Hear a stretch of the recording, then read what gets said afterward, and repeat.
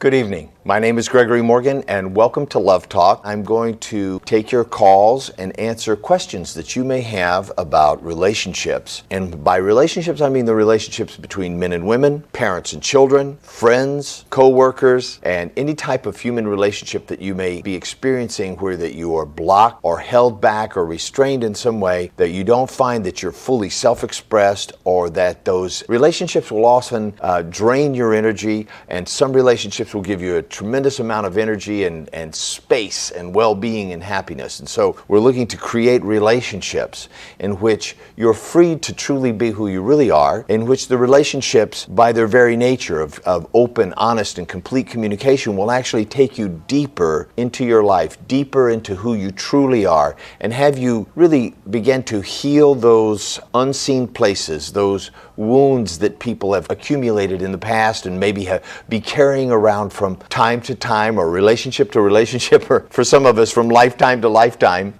to begin to really see those for what they are. Learn the lessons that those experiences, those significant emotional experiences from your past, each experience in our life has a gift for us. Every experience in your life has a gift for you that will make you stronger, that'll make you wiser, that'll bring you deeper into your life, what it is to be alive and to be a human being. We're going to explore human relationships on this show. The name of the show is Love Talk. And today, I just want to talk with you about something that is very dear to my heart, and that is the mentoring and initiation of younger men by older men. In doing the research for the show, I have spoken with men from all kinds of cultures and all across the United States and in Europe as well. One of the things that I have discovered about men that live honorable and respectable lives is that each and every one of them has a story to tell about a man in his life that made a difference for him, and that taught him, either directly or indirectly or by example, and sometimes by setting a bad example, an honorable way to live, a way to take care of women and children and business in the world, how to be a better husband and a better friend. I want to speak to the people watching this show that as time has gone on, more and more men have lost, in some ways, the ability to keep their word, to actually be loyal to doing what they said they would do because they said they would do it, and for no other reason sometimes. Not because you want to, not because you feel like it, not even because it's the best thing in your interest, but because you said you would do it. And that is a question of honor and duty and integrity. And it is something that's been lost in our age over time. And I know that there was a time in my own, just not so long ago, in my own father's generation, where men used to give contracts with a handshake. You know, their word of honor was enough. And if they said that they were going to do something, that's what they did. And if they said they weren't going to do something, they didn't do it. It didn't always turn out to make them happy, but it made the world a better place. And I believe today that as time has gone on, our focus has become more and more about our personal happiness. Like, what do I want? It's all about me. It's all about, what can I get? What do I want? What's the easy way? What's the fast way? What's the quickest way to get what I want? That type of an atmosphere, that type of society will become very permissive. It will say, and the unspoken conversation that's in the background of our thinking is, I tell you what, I won't call you and make you accountable on your integrity, and you won't call me on mine. So that becomes the order of the day. That becomes the modality of our and underlying sub-context, if you will, the foundation of our relationships. It begins at home, really, where we know somebody is out of integrity. We know somebody's lying. We know somebody's cheating. We know somebody's an alcoholic. We know somebody's addicted to drugs. We know somebody's not doing what they said they would do, and it's costing something. Yet everybody keeps their mouth shut about that. Nobody wants to go to that person and say, hey, look, this is what you said you would do, and you're not doing that. Or you promised not to do that and you're doing it again. Nobody wants to go and approach a person and call them to account. Be the one that actually says, you're going to have to deal with me because I see what's going on here and I need some answers. I'm going to hold you accountable for what you said you would be about. Nobody wants to do that anymore. Nobody wants to stand up for that kind of integrity, that kind of honor anymore, because they're afraid that if they do, then the person's going to turn around and point the finger and say, well, yeah, but what about you? And what about this? And what about that? And so it becomes an unspoken agreement between us in our families starting very early. I won't call you on your stuff. You don't call me on mine. And we'll all just sort of go around and pretend that everything's okay. And so this pretense, this pretending, becomes the model for the relationships that we then go out into the world and begin to have relationships at work, at school, in our flirting relationships with the boys and girls at school, and later in our marriages. That model carries all the way through to, I tell you what, I won't tell the truth and you won't tell the truth. We both know that there's something hidden, and yet we'll pretend that it's all okay. And I'm asking you, how many of you really have looked into the eyes of someone and noticed that in your own eyes you had a tendency to want to look away, to not look straight into their eyes and to see them deeply? Ever notice how it makes you feel uncomfortable to be seen by another human being, to be seen deeply and knowingly? For those of you who have seen Avatar, it's a great movie. It's now my favorite movie. I love it. I think it's a brilliant movie, and it's a brilliant cinematography. I love everything about it. And one of the things that is in that movie is when people greet each other, they say, I see you, I see you. And they mean, I really see you deeply, who you are, I see you. And that's how they greet, a daughter greets a father, or a lover greets another lover. It's even deeper than saying, I love you. It's, I see you, I know you. How many of it touched me deeply, because how many times in my own life have I seen deeply into somebody and then noticed that in myself even, that I was avoiding their gaze, like there was, and I would go home and I would ask myself, what is it that I was hiding? What is it that I didn't want to be seen? And I've spent a lifetime really attempting to constantly clear out anything that would cause me not to be able to be fully present with another human being, to actually look into their eyes and be there and allow them to really take in who I am and be honest in my being with them. Not just a presentation, like here's Gregory, but a real person there for them to deal with, to know, and hopefully to be able to know themselves as well. When this phenomena is prevalent, this phenomena of I won't see you and you won't see me and we won't talk about it, but we will pretend that everything's okay. We'll pretend that we know each other. We will pretend that we love each other. We'll make a presentation of the fact. Then something is lost, something profoundly is lost, and the integrity and the honesty and the honor gets lost in life, and then there is no legacy to pass on. There will be no future worth having to pass on, because all we will be passing on as a culture will be our dishonesty, will be our pretense. All we will be passing on will be the phoniness.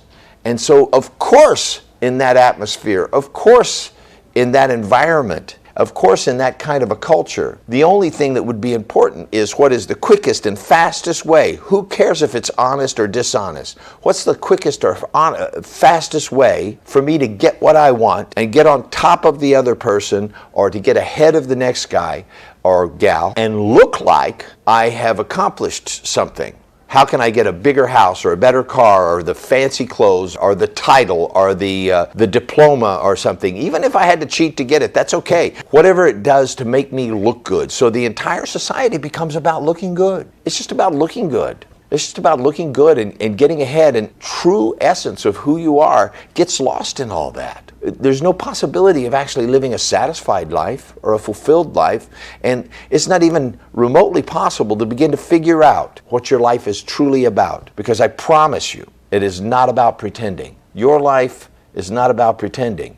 You didn't come here to pretend to be something you're not. And you didn't come here to pretend to be with other people when in fact you're way back in your head someplace planning and strategizing and manipulating, trying to get what you want, rather than authentically just being with somebody present in that moment. I am part of a course that I'm taking with Landmark Education called the Wisdom Course.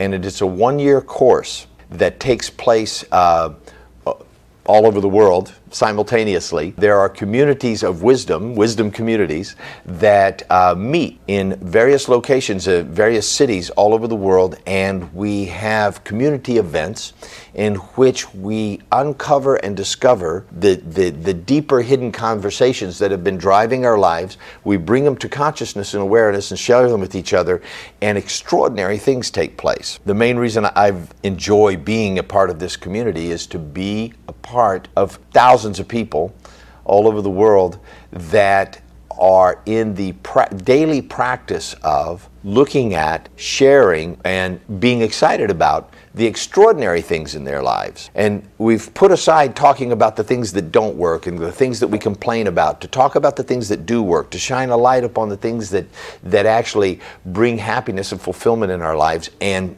for that reason alone, even, to get together with people who, can you imagine if every time you got together with people, all there was to talk about was what's extraordinary about your life, all the great things that are going on in your life that you're really happy about, even if it's just little small things like, I enjoy getting up in the morning and having my coffee and spending some time in the sunlight by a particular window or going in my garden. Those kinds of things that most people kind of put aside. An extraordinary thing took place.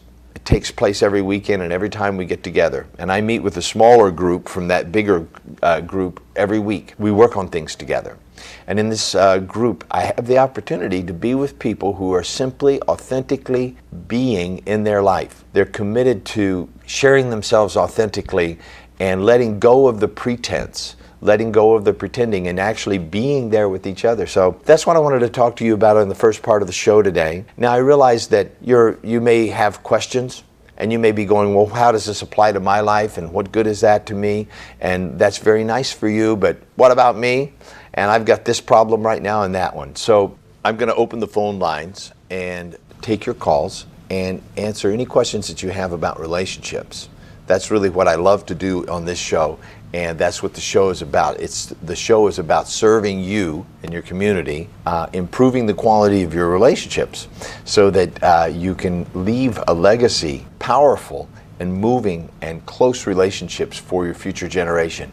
I know that the people watching this show, many of you have been married for years, and so you think that your relationship can't change, or maybe you love it the way it is, but you want to make sure that your children or their children have happily loved parents for the rest of their lives. And so that's my desire for you as well. I believe that the key to causing change, regime change, cultural change, and ultimately changing the world has everything in the world to do with people who know who they truly are, who are willing to stand for themselves and their rights and stand for what's true in their heart and be able to hold others accountable. And I am working with you to overcome this tradition of false pretense and get to the truth of who you really are and demand that other people be the same.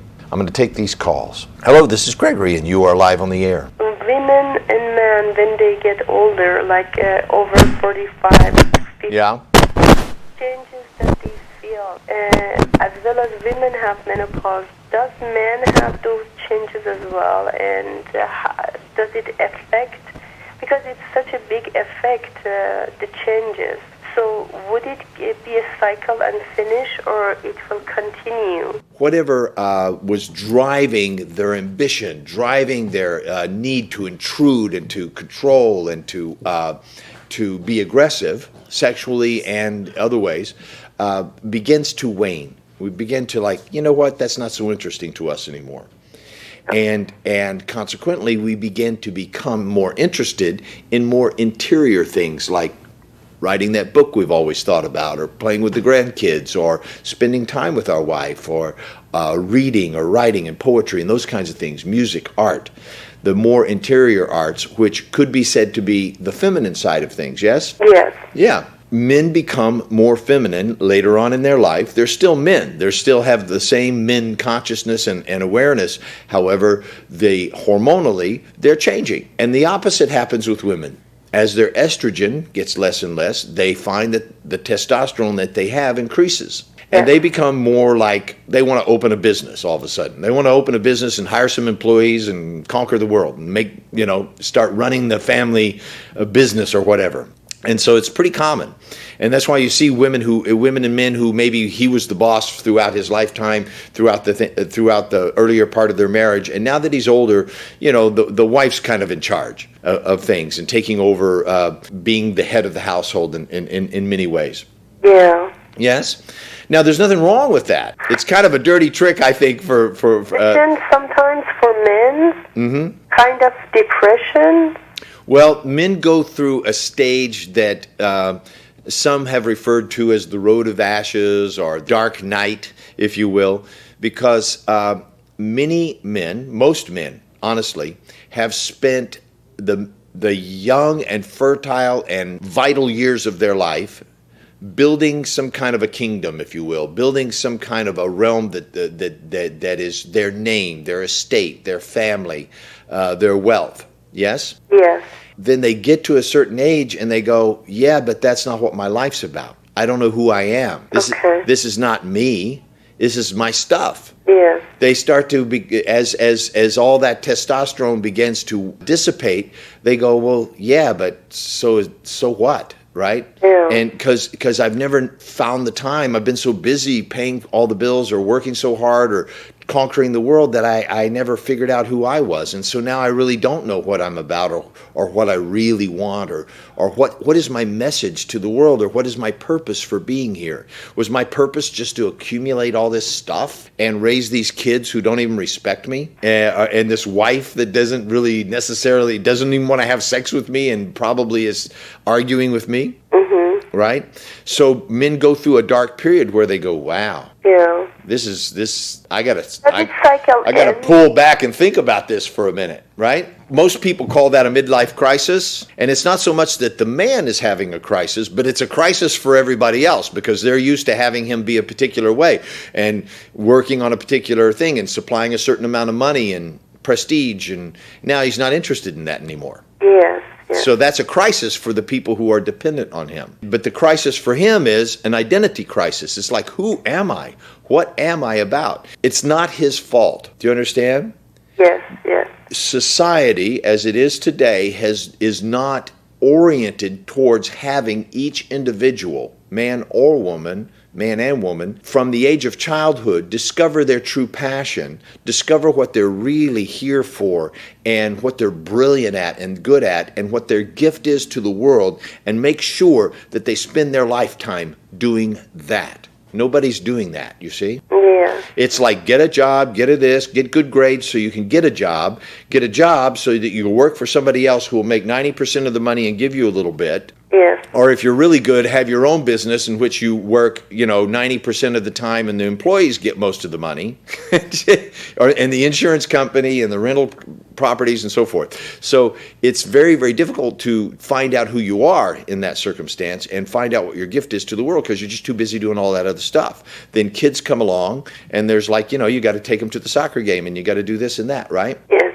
Thank you very much because I for myself, what I do, I just do lots of exercise. We both are on a spiritual path and we read books. We love music, but the changes is so obvious that sometimes it wonders me that how big of a change the age makes you, like different personality and also the moods that you have is different, and sometimes you get more quiet, and you like. For me, it's not a sad period, but it's very quiet and a calm and nice period because I spend it in a nice way. I do exercise, I read books, I do things that I like to do, but I prefer more being with myself and my family.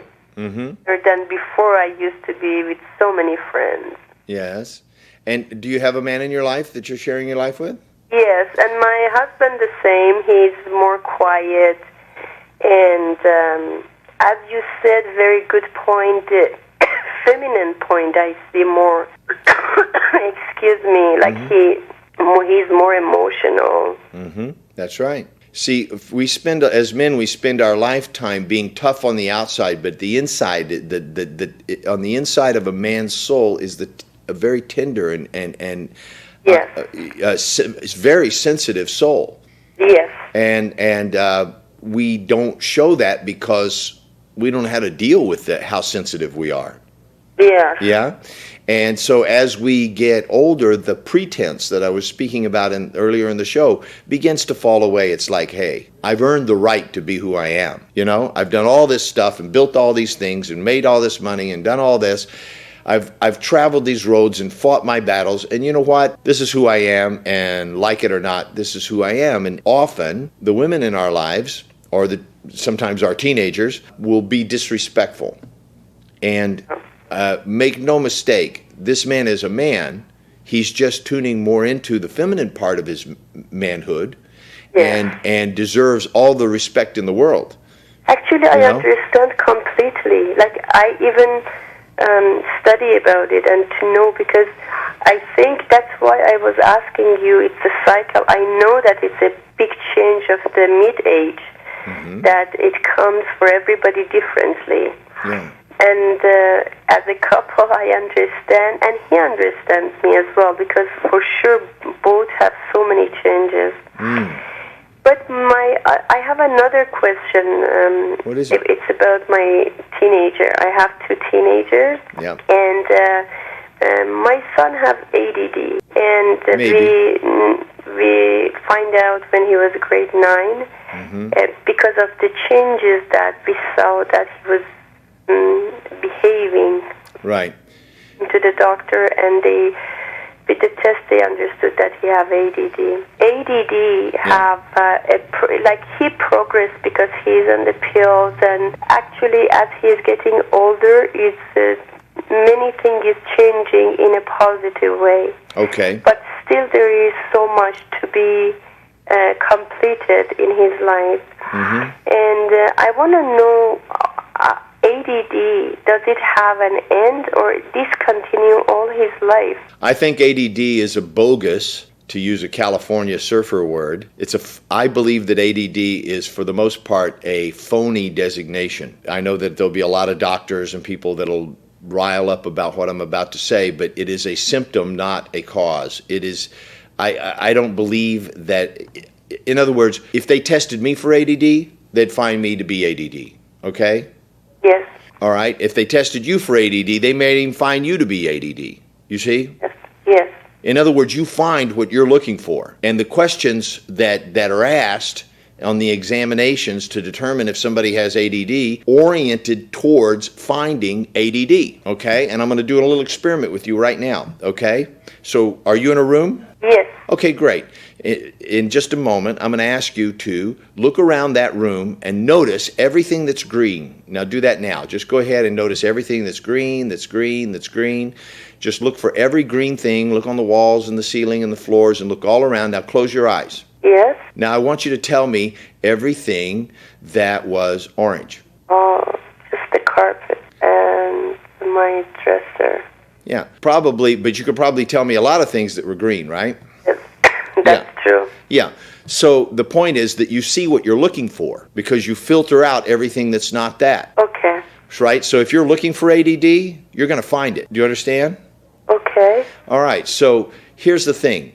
Young men's brains and their entire nervous system are not oriented towards going to school, sitting at a desk, reading, writing, listening to somebody that's talking, and trying to memorize a bunch of stuff that doesn't concern them in the immediate. That's true. Their brain is not set up for that. Women do very well with this. Girls, for some reason, their brains can do all that. Yes. And they're quite good at it, and they almost like it. Boys don't like it. They want to climb a tree and throw rocks and break stuff and run around and make noise and play games and do stuff. And their whole body wants to do that. Yes. Okay? Yes. And that is not unhealthy. That's normal.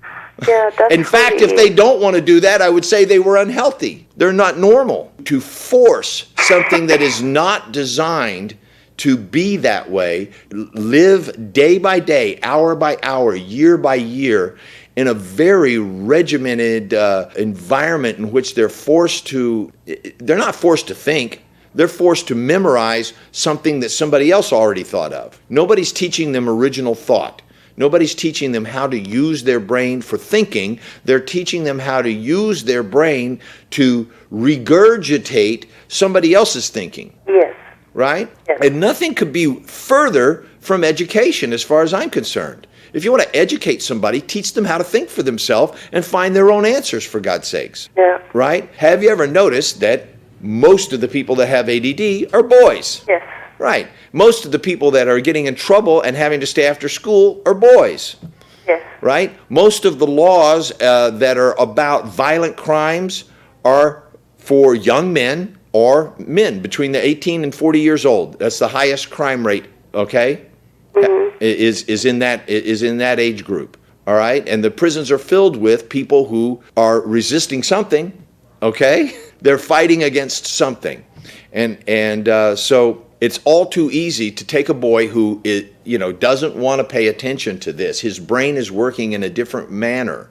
If you gave that boy something fascinating to do that he liked doing, he would be a genius at it. That's true. That's true. You know, he's a genius at certain things that we haven't even, you may or may not have discovered what that is yet. Mm-hmm. Right? But everybody's a genius at something, you and me both. Okay? Everybody has something that they're very good at if they just developed it. And they're very good at it because it's what turns them on, it's what inspires them, it's what makes them who they are. That's true. And so we take that away from them saying, you're not doing that, you're doing this. Mm-hmm. And because everybody else is, and so you have to, and you have to get a grade, and you have to do this. So you and I, all human beings, our state of mind and emotional well-being is given by, in other words, is determined by the future that we see out ahead of us. I'll say that again. What gives you who you're being right now in the present is the future that you see out ahead of you, what you see and believe is possible for yourself, and what you creatively imagine for yourself, and then say, I'm going to do that. We just decided on a date for a vacation that we're going to take this sometime this summer, and all of a sudden my whole world changes because now everything's arranging itself around that date and that location, you see? Yes. Because I know I'm going to be going there on that day and that location, so it's kind of a happy scene that I'm looking forward to because it turns me on. It's who I am. It's my mission in life, you see? Yes. But if I know that I've got to go do something that I really don't want to do and I don't care about it and I have to do it because everybody says so, I would be finding any way I could to escape. Do you see what I mean? And that's what they're calling ADD, is an attempt to latch onto something that is more interesting and more compelling and more fulfilling than whatever it is he's being force-fed in his environment. And the worst possible thing that I think that you could do to a human being like that is to then drug them. Once you accept that drug into your nervous system and into your biological system, you're actually training your system to accept things that are mood-altering, that are basically unacceptable. You're training yourself to accept the unacceptable. Okay. I don't know. How would you like for somebody to train you to accept the unacceptable? Okay. Do you see what I'm saying? Yeah, because you gave me a new understanding from what you think from ADD, and that's interesting because my husband thinks the way you think. He was fighting with me not to give him drugs, and he said that if he want to study, he will on his own. And you know what? Even when he was, now he's 17, when he was even 9, he was telling me, Mom, if I want to do it, let me do it. If I want to do it, I'll do it. You can't make me do it. And he's very smart. Like usually ADD that they tell to the very, very smart kids that they have ADD. Well, I'm going to tell you something for my whole entire audience, and this is something that I know partially intuitively, partially because I've experienced it directly as being something myself, that I was way too smart for the people that I lived with when I was a kid. Yes. I left home at the age of 14 because I couldn't stand the environment. Okay. I had to go, I moved out of the house and ran away and didn't ever come back, and have educated myself, and here I am in front of you now. Okay, sharing whatever I've learned with whoever wants to listen over a lifetime. Okay, but 40 some years ago, I took off on my own because probably if they had ADD back then, they didn't even have that, right? They would have said, oh, he's got ADD, and they would have tried to drug me and make me stay in school and do what they were doing, which had no interest in me at all. Now, as a caveat, I later went back and I did the last 4 years of high school in 6 months. Oh. I learned everything and passed all the tests that they give in high school that take you 4 years of torture, going through all of that you could, like an intelligent person that applied themselves because they wanted to learn it. Later I came back, I wanted to learn it. I said, listen, I want to get my high school thing. I feel incomplete about that, and I want to at least know what they know in high school. And I was like astonished. I'm like, this is it? That's all there is to learn? That's it? It took 6 months. Okay. Do you see what I'm saying? Fortunately, even as far back as then, there are alternate means of education. There are means of education that have been around since the 70s where people begin discovering new ways to educate kids. And one thing I can tell you for sure that's the backbone of those educational systems is you teach a kid what he really wants to learn. When I was, I think I was like 12 years old, I built a radio. I built electronic things that other kids couldn't even understand. Why? Because I liked it. I was fascinated by it. You couldn't stop me from learning it. I'd sit up in the hallway at night and read encyclopedias and learn everything I could about electronics and protons and neutrons and physics and all that stuff because I liked it. I was interested in it. It fascinated me. And I knew more than my science teachers at school. They were blown away.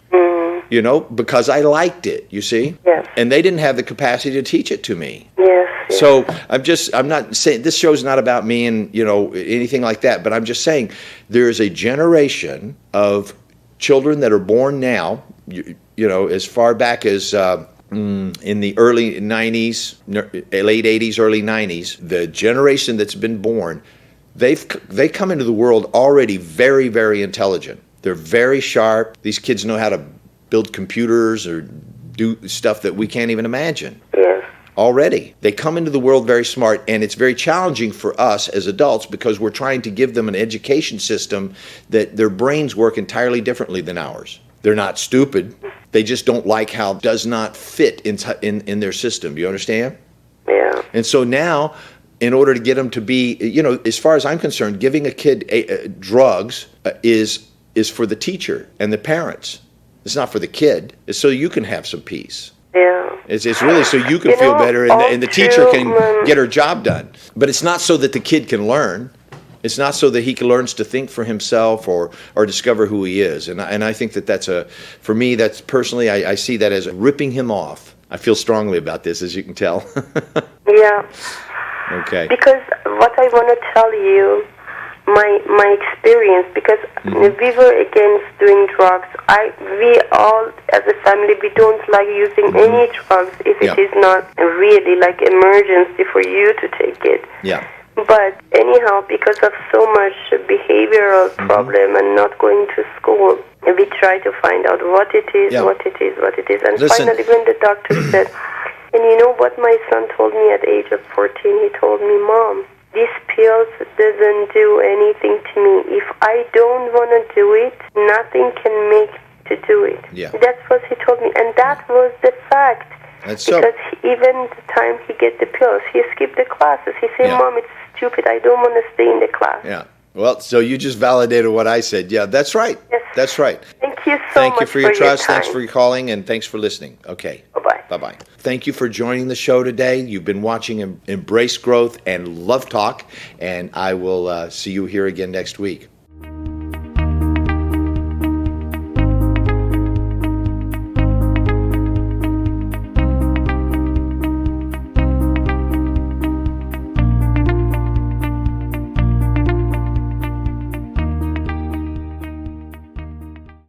اپلیکیشن امبریس گرو با ساختن اکانت شخصی شما می توانید وارد پروفایل خود شده و تنظیمات آن را تغییر دهید. به تمامی رویدادها و محصولات دسترسی داشته باشید. با چند کلیک برای سمینارها و کارگاه‌ها ثبت نام کنید و یا وقت مشاوره خود را رزرو نمایید. اپلیکیشن امبریس گروث را امروز از اپ استور دانلود کنید و به خانواده جهانی امبریس گروث بپیوندید.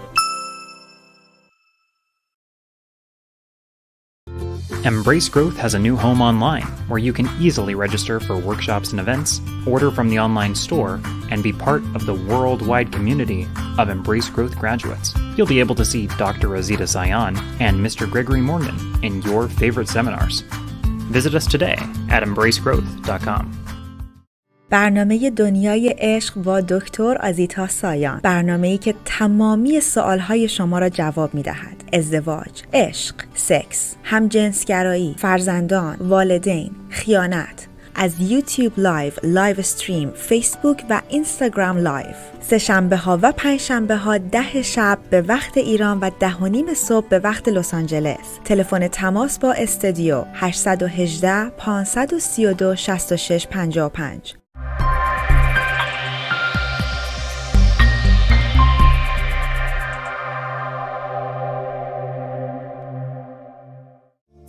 یک مرد منحصر به فرد، مسلط، متمرکز، قابل اعتماد و رضایتمند باشید. کارگاه شرافت، عزت کلام و مهارت به رهبری دکتر آزیتا سایان. ایروان ارمنستان 15 تا 17 آگوست، تورنتو 20 تا 22 سپتامبر، همبورگ 18 تا 20 اکتبر و لس آنجلس 13 تا 15 مارچ. برای اطلاعات بیشتر با شماره 310 460 2600 تماس بگیرید. سمینار جذاب از بیار بودن تا دلدادگی توسط خانم دکتر آزیتا سایان. برای خودتون روی ورقه بنویسید که هدف من اگر میخوام این سمینار رو برم، هدفی که میخوام بهش برسم و تاریخی که میخوام به اون هدف برسم کیه، و بعد همین الان این بلیط رو تهیه کنید، به خاطر که به سرعتی که اون بلیط رو تهیه میکنید به سرعت رسیدن به اون هدف نزدیک میشید. سر موقع بیاید توی صندلیتون برای این سمینار بشینید، توی سمینار نوت بردارید و مو به مو چیزایی که تو اون سمینار میشنوید رو برید و اجرا بکنید و ببینید زندگیتون چه میشه و اون هدف چقدر به سرعت اتفاق میفته. با این سمینار متفاوت مخصوص مجردین و متأهلین دوباره عاشق شوید. اورنج کانتی 25 آگوست، روتردام 4 اکتبر، لندن 5 اکتبر، استکهلم 6 اکتبر. 310 460 2600 embracegrowth.com. در کارگاه‌های آموزشی بانوان به رهبری دکتر آزیتا سایان خود واقعیتان و همچنین مردان را بشناسید و با استفاده از قدرت زنانه خود روابطی سالم و عاشقانه بسازید. لس آنجلس 6 تا 8 سپتامبر، ایروان ارمنستان 31 اکتبر تا 2 نوامبر، تورنتو 15 تا 17 نوامبر و همبورگ 28 فوریه تا اول مارچ. 310 460 2600 embracegrowth.com. سمینار جذاب از بیار بودن تا دلدادگی توسط خانم دکتر آزیتا سایان. اگر ازدواج کردید و رابطه اونجوری که دلتون میخواد گرم و صمیمی و پر از عشق نیست، اگر در قسمتی از رابطتون هستین که فکر میکنید میخواید اقدام به جدایی بکنید، نکنید، بیاید این سمینار، بعدن چیزایی رو که تو این سمینار میشنوید برید و در رابطتون پیاده بکنید، بعدن تصمیم جدی بگیرید. در هر مقطعی که هستید واقعا بهتون توصیه میکنم که این سمینار خاص رو از دست ندید. به جرئت میتونم بگم بهترین سمیناریه که خودم تا حالا روش کار کردم. با این سمینار متفاوت مخصوص مجردین و متأهلین دوباره عاشق شوید. اورنج کانتی 25 آگوست، روتردام 4 اکتبر، لندن 5 اکتبر، استکهلم 6 اکتبر. 310 460 2600 embracegrowth.com.